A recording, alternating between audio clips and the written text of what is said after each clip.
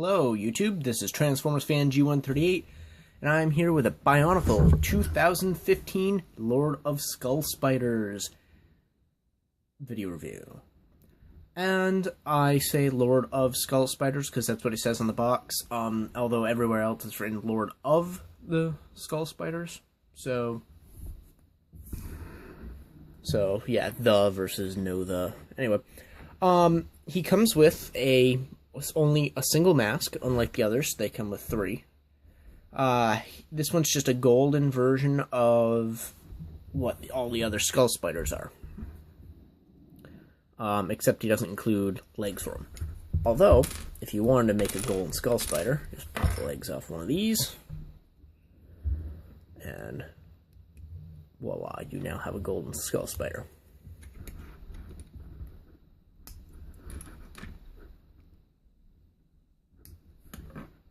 Or, you can do it like it's originally supposed to be, and just leave it as a mask of control over the Skull Spiders. I would imagine this guy is controlled too, but then again, who knows. In the comic strip, he places this on a pedestal, and then one of the protectors comes up, tries grabbing it, and then he's attacked by Skull Spiders. And this guy who retrieves it, and then cocoons the other guy. So I don't think this guy actually uses it. He's just protecting it from being used. I don't know exactly why, but yeah. It's interesting and convoluted, but whatever. We'll go with it. Hopefully more will be revealed in the next video LEGO releases. Anyway, so this guy really reminds me of like the original Rahi, to a point. How it uses the old school Technic Legos and combines it with newer parts. Unfortunately, unlike the original Rahi, he doesn't include a mask that fits on him to knock off. But he does include a nice geared gimmick, like a lot of the Rahi used to have. Spring-loaded gimmicks. Now, this one's kind of odd in the fact that all the legs collapse. And that kind of makes it useless unless he's jumping. And then can grab onto someone. Like, I have Stormer here. I'll grab Stormer.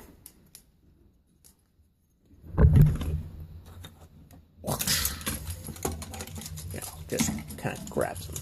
Even that's not great, but it works-ish. But, it's cool. It's a very nice nod back to the original Bionicle Rahi Beasts. And I'm very curious to see what's coming down the line for Bionicle, as there are rumors and almost full confirmations that the LEGO has another series to release this year, like they used to. With Hero Factory, they only really released one series. But it seems like they're going to release another series this year, and this guy was thrown in this series just so there was a bad guy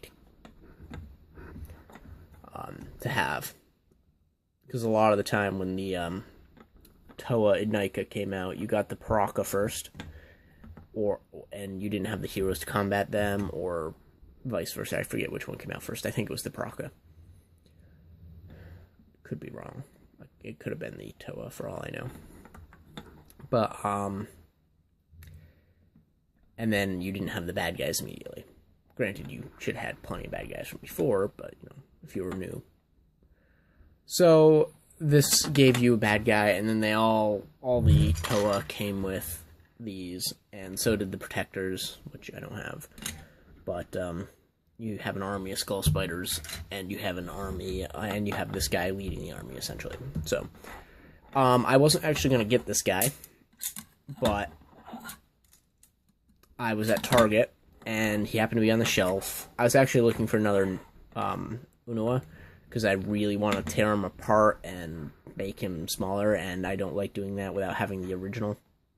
Like, I modified Kopaka, but I ended up with a second Kopaka, so I'm okay with it. Like, it's sealed in a box, but I like my sets nice and complete.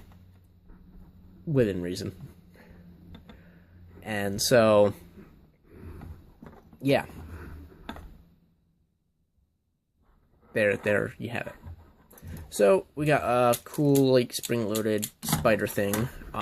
He's got all these claws, can move and shift, and on a ball and socket joint. As well as the translucent orange, really cool. Like, it really looks good. The way this is actually built is kind of awesome. And this guy has almost double the parts every other set has, including the large ones. And yet, he's still priced at $14.99. So I really want to know what their pricing scale is based on. Why Kopaka and Tahu, yes, their builds were taller and Onoa was wider, but I want to know what besides that, like, makes them more expensive, because they have the exact same number of pieces the others do. And this has double the pieces they do. So I'm very curious to see what LEGO's justification is on that, and maybe it is just what size set it builds in the end. I mean, with LEGO bricks, it's a lot easier to figure it out, because more bricks equals bigger thing.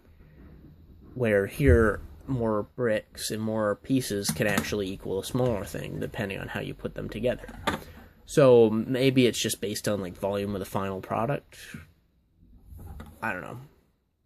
But that's just my guesses and theories. So, if somebody has an answer, please post a comment down below. I'd love to know. And that sounds like my new box coming in.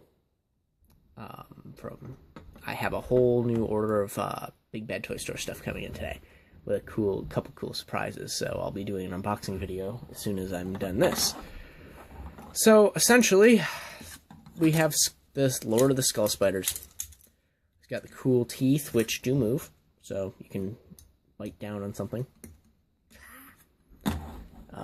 Cocoon something. Anyway, overall, pretty neat. Hope you enjoyed. Thanks for watching. And I suppose you guys want a ranking. What do I rank this guy? Based on it, I give it a 7.2. I'll give it a 7.2 out of 10. Because it's not bad. It's actually kind of fun. You know what? I'm going to revise that. I'm going to bring that to an 8.2. Just because there's nothing wrong with it.